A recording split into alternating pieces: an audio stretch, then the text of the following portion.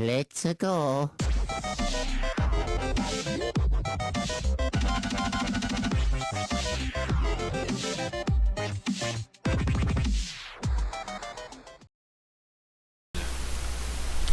Hey, what's going on, guys? It is me, the Ninja Reviewer here, and welcome to my review of Dragon Ball Super Episode 21. Now, I'm not really late with the review because obviously the episode came out yesterday, and I do apologize. I was going to do it, but you know, I have other things in mind.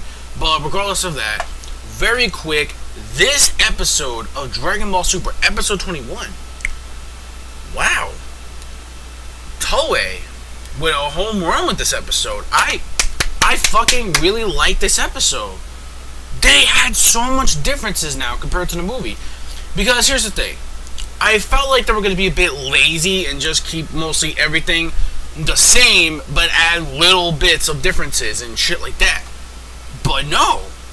They actually did finally add some new stuff. Kind of like with Battle of Gods, what they did in Super. They're doing the same thing here. And I'm really liking what they're doing here so far. First of all, the character development for Krillin in this episode.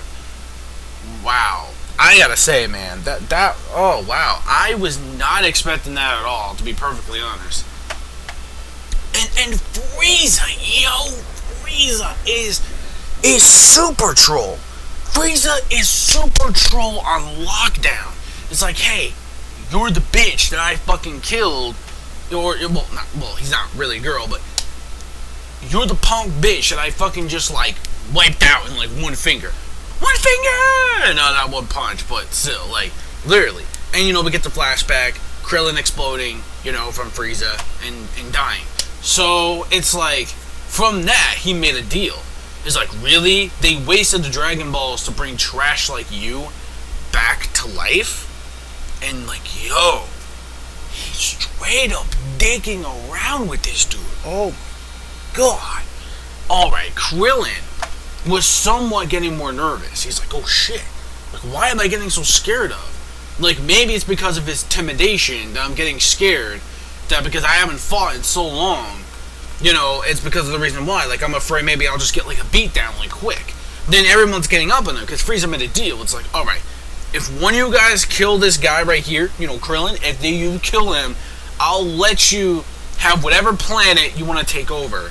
And you could do whatever you want the planet Earth, you know, regardless. And I'm like, yo, straight up, yo.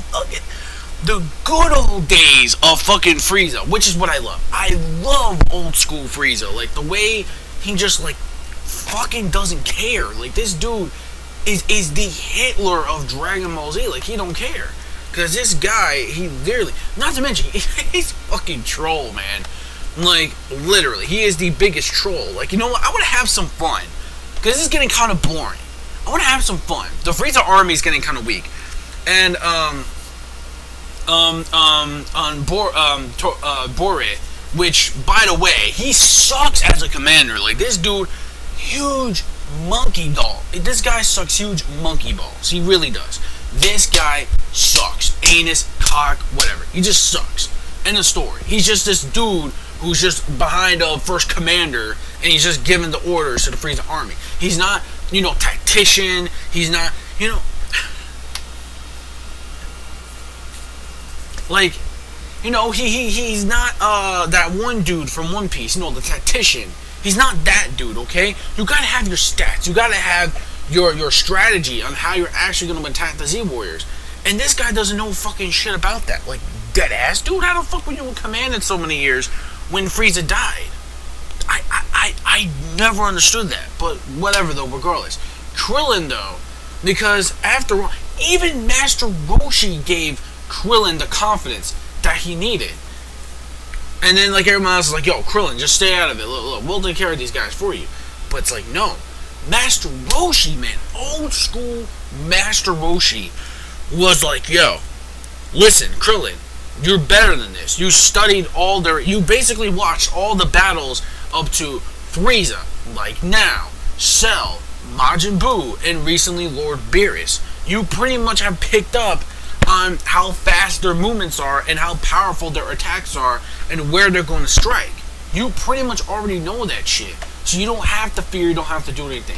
Master Roshi giving Krillin the confidence was fucking awesome. And I loved it. I really loved it. And it's like, okay, cool. He's got his confidence back. No, this one dude, like a fucking scrub, like, yeah, fucking punch, like, nope, fucking dodges that shit like easily, like, really? Like, yo, Krillin had like a fucking Saitama moment right there. You know, we get it. You know, Krillin's bald, Saitama's bald, so it makes sense. Like, he had a fucking Saitama moment. He was like, just like this. Really? I dodged that? I'm like, yo. And then Krillin just gains the confidence, and he just starts blasting motherfuckers away. And that was actually really cool. And I like the old school attack that he does where he raises his fucking arms and shit. Like, he draws like a whole bunch of beams, and then they all go down like on all Frieza's army. That was cool. I love that. That brings it back, way back to old school Dragon Ball Z. And that, to me, was actually perfect. And it gave Krillin the character development that he needed. Which, by the way, I'm not going to talk about the stuff that was basically the same. I'm only going to review the stuff that was basically different from the movie. Another thing in the movie, again, focusing more on the training. This was cool. But I really hope that Toei does not dick around and skip this part. Because I really do want to see on what this place is that Wiz is actually taking them to actually train to attain the Super Saiyan Blue. So Beerus is like, look, why don't you just take him to that place? It's like, Goku, you want to be strong. You say you want to be stronger than me, right? You want to be able to feel the power of a god. Like, you want to feel the power. But the problem is that you're not up to snuff with that yet. And I mean, yeah, you're getting pretty strong, but and even Goku's like, dude, I don't want to take you on right now. Look, man, let's just chill. I don't want to face you right now. I'm not at the highest peak like you are right now. Then, like, he's like, look, he's like, I'm getting tired of hearing all this noise and blah, blah, blah. We just take him to that place, and that will probably definitely give them the boost that they need. It's like, okay, cool.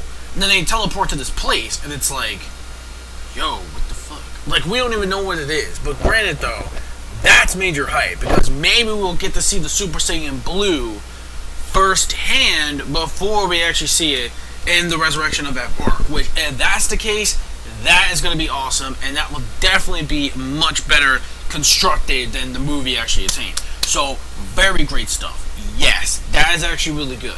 The last thing that they did was different. And also the ending, too. Yo, the ending, yo. Oh my god. Okay. Oh yeah, the fucking, the demon dude with the horns. I forgot about that. Basically, in the movie, he fights Piccolo head on. He fights Piccolo head on in the movie. Because in the movie, he's like doing fisticuffs and doing all this crazy shit.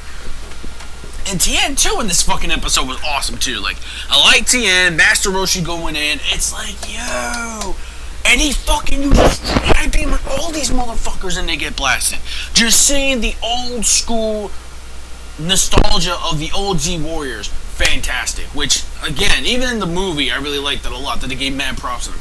Gohan, though, while he did do something really cool, while I was, being grabbed and stuff like that, it's like, honestly, even though you're pretty strong, do you honestly think that you're going to actually defeat someone like me with your skill? I could easily just like fucking annihilate you.